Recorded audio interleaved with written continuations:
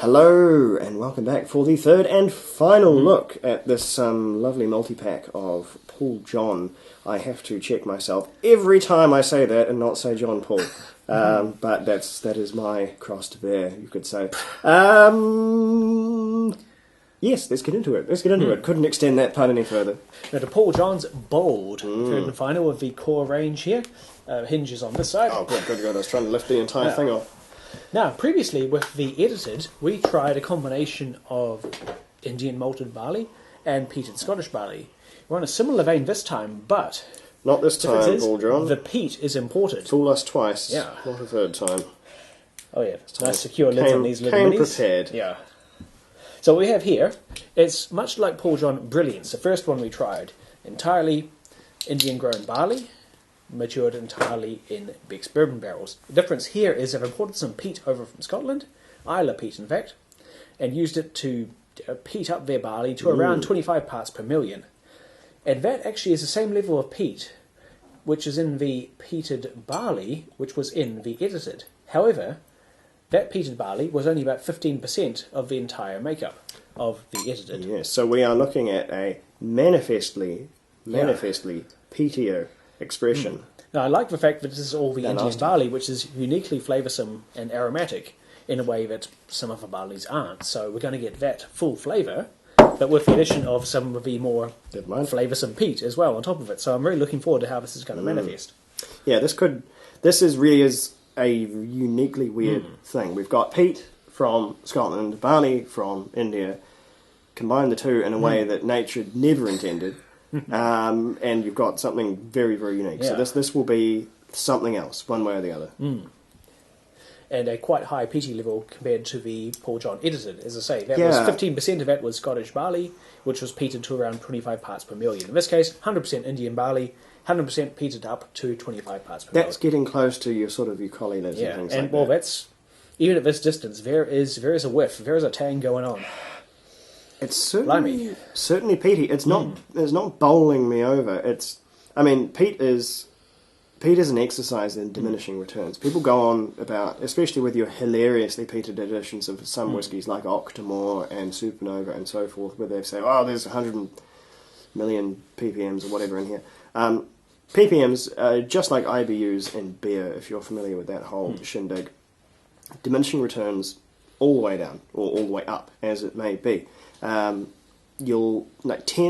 seems very obvious, 20 will seem a little bit less obvious than that, 30, 40, yada yada. It gets the amount you can actually detect difference-wise goes down and down and down as the ppm goes up and up. Once you reach basically the saturation point of your taste buds, where you simply can't taste the difference even anymore. though this has, on paper, way more peat than the previous one, the edited, I don't think, at least judging by the nose, that it's going to be this freight train of peat that you might expect if you just came at it from the mathematical angle. It will be interesting to see, though, how that heavy peating has harmonised with the very rapid high-temperature maturation offered by the unique environment. So it is certainly peaty. Yeah. There's no mistaking it. It's not that same kind of immediately... Sorry, I'm about to sneeze. Hold your breath. Goodness. No, apparently I'm not. Saved it. Not as a sooty or smokier peat as in the edited, which is curious. It's... Of the tasting notes, though, as a matter of patriotic pride, I should mention that the tasting notes of this one include, on the nose, a hint of Manuka honey. Honey derived from the Manuka, the New Zealand tea tree, which is neither tea nor a tree, but that aside, it's a very uniquely medicinal, oddly kind of savoury honey, with some renown for its sometimes real, sometimes dubious curative properties. It has an antibiotic component, that much at least you can say. Perhaps even more so than regular honey, yeah. There's a hint of it there, yeah. It's a slightly woody, slightly herbaceous, and slightly less sweet kind of a honey nose, and it's in there. I think I suppose we're more familiar with Manuka honey than most people, coming from its country of origin, but I think it's a tiny bit of a stretch saying that's one of the primary things. I'll say the tasting notes with this collection are very well written, they're very expressive, but they are perhaps a little on the fanciful side. They have that, and I think it's tremendous. They have that tasting notes written by an extremely enthusiastic English as a second language speaker. Oh, okay. I found them quite fluent. Just a bit they're florid or floral. Florid, I think, is the way. There's someone who, I mean, their grasp of English is perfect taxonomically. There's just this slight gulf that sometimes these tasting note writers fall off, where they don't quite realise when they have entered the sort of what would normally be a self-aware hyperbole. Someone speaking English natively might not quite realise they've entered the zone if they did not. And that's where you get things like, what was one of the really standout ones from the... we tasted once a Scotch whisky whereupon the label proclaimed we would taste a distant space hopper. That is stretching credibility somewhat beyond breaking. I think this one mentioned such things as cloudy smoke and... Oh yeah, for this one, we got much more down to earth as, yes, clouds of gentle smoke. At any rate. On the nose, peat, first and foremost, check that box. Yes, there is definitely peat in this whisky. Yeah, not as sooty or abrupt as the peat on the edited. Which is curious, because it's been, we're perhaps going for more of a gentle, not gentle, but a more maritime... oily, perhaps. You say that there is a sort of salty, there is a much more savoury component. Just Campbell goes and chases his sister for no reason.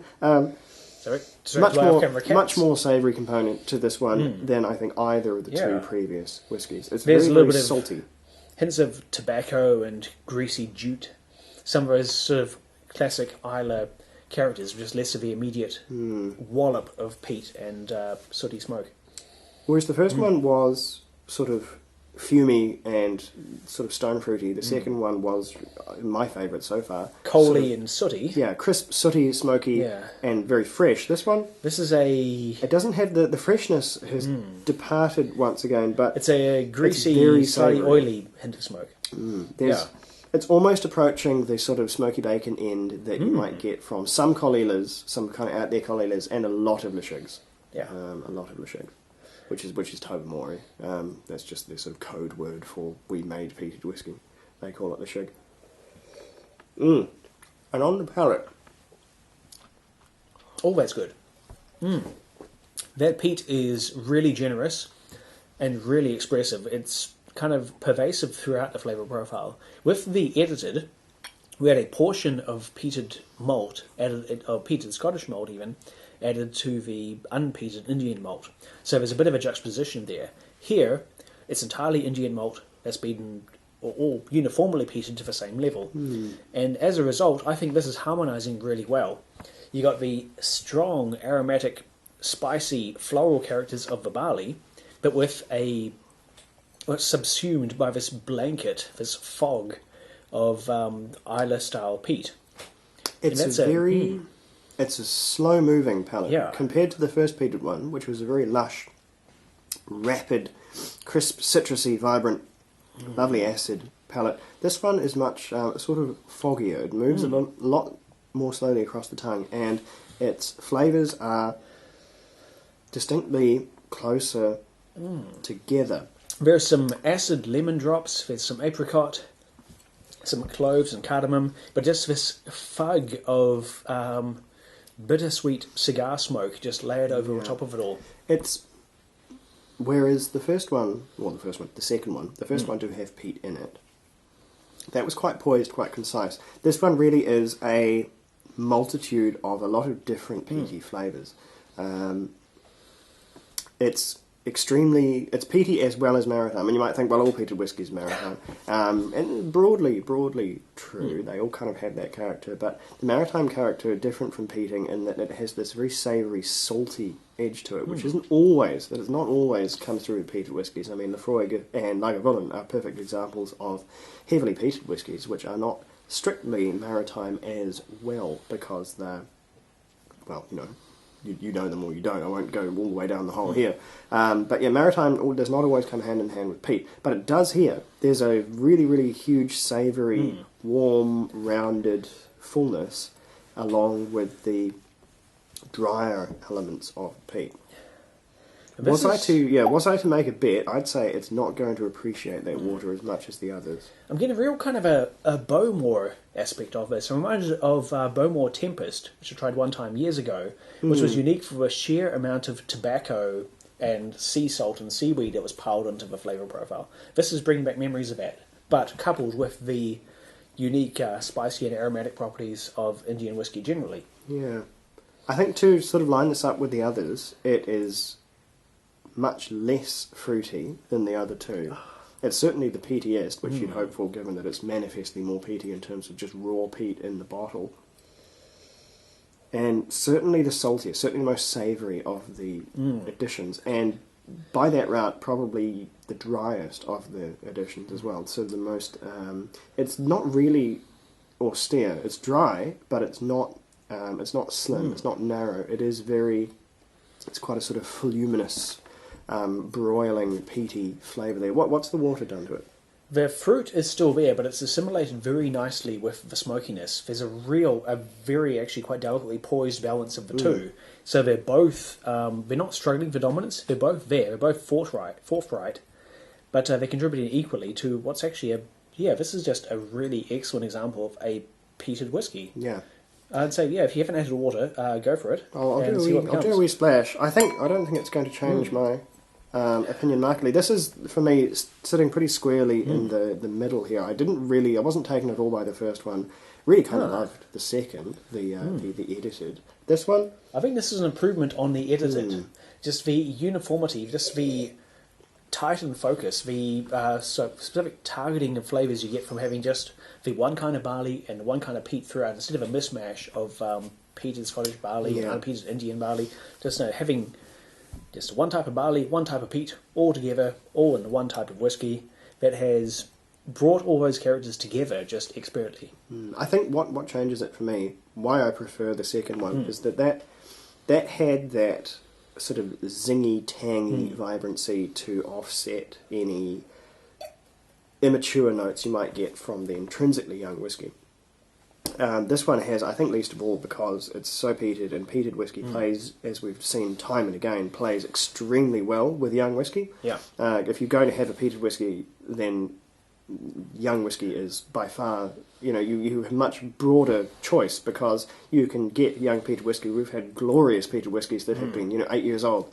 That 8-year-old, that Lashig, I think, was 8 years old. And 9, I believe. 9. Nonetheless, it was one of our pretty favourites. jolly young, and they've been phenomenal releases. This one, I think, takes strength from that. Yeah. I think that level of peat maybe admonishes many sins of a younger whiskey, but I think I still prefer it with that element of that sort of vibrant citrusy quality, which I think comes from the sort of slower growing, fruitier as opposed to spicier Scottish barley, even though it was in a slightly lower thing. So it scores for this one. It's going to sit between the other two. The middle one the edited will remain the favourite, I think.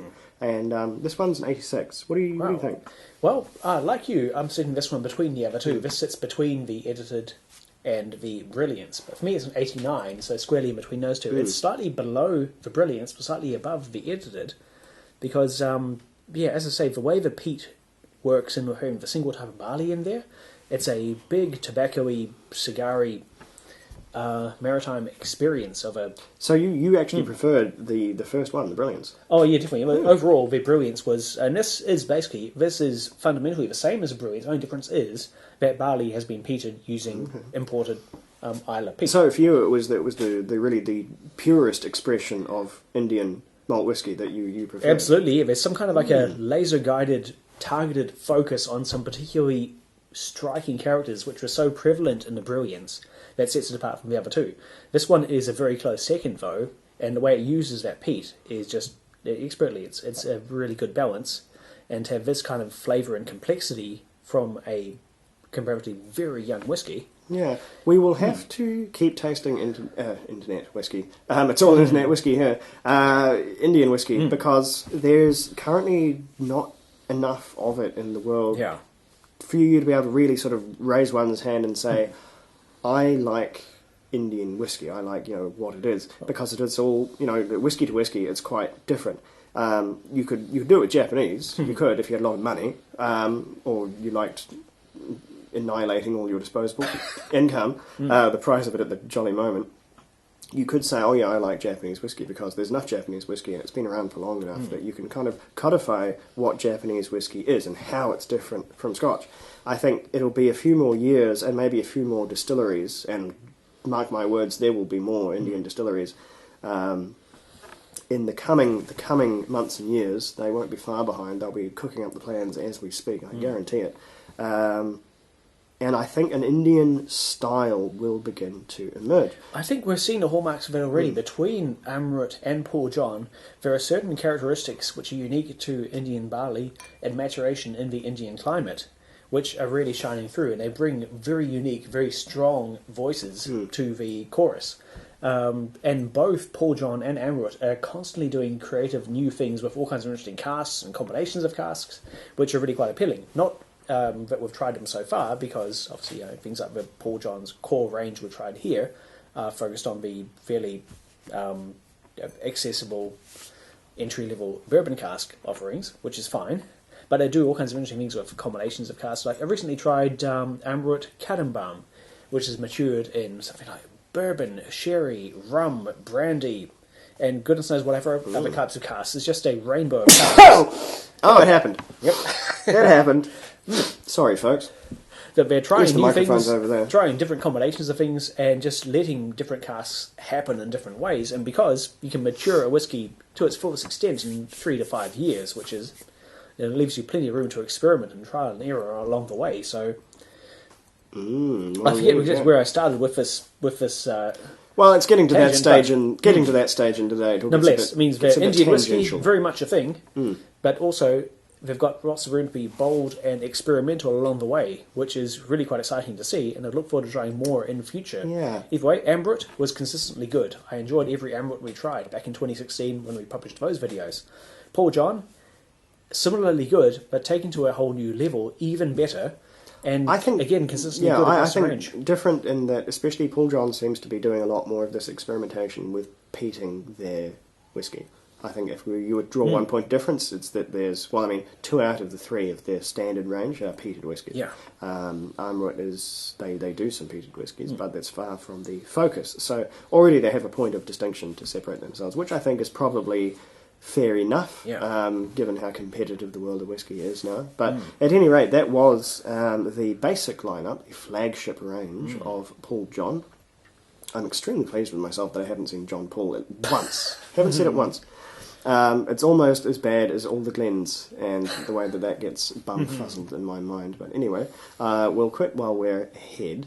But I hope this was a little bit informative for those also interested in the emerging world of Indian whiskey. It certainly was for us. I never expected to have 2 out of 3 as peated whiskies off the bat. That is a surprise immediately. So, continuing to see good things from that developing market. I've heard good things about Indian whiskey and had nothing but pleasant surprises the whole way through. Never had to date, out of the 6 I've tried on camera and the several I've tried off camera, I have not yet had a disappointing or bad Amrut or Paul John. So there you go. Indian whiskey made to be world class. Nothing wrong with it. Indian whiskey made to maybe not be. There's plenty of bad Indian whiskey out there, but it doesn't normally find its way to our shores. Unlike some supremely interesting head-shaped bottles which we've encountered in the past. But anyway, I fear we've gone long enough, so before I conjure up another sneeze for you all, we'll say, Slanger, have a very good weekend, or week, or whatever day it happens Whenever we're publishing this. Stay safe. I've already said Slanger, so I won't say it again, and we'll be right back.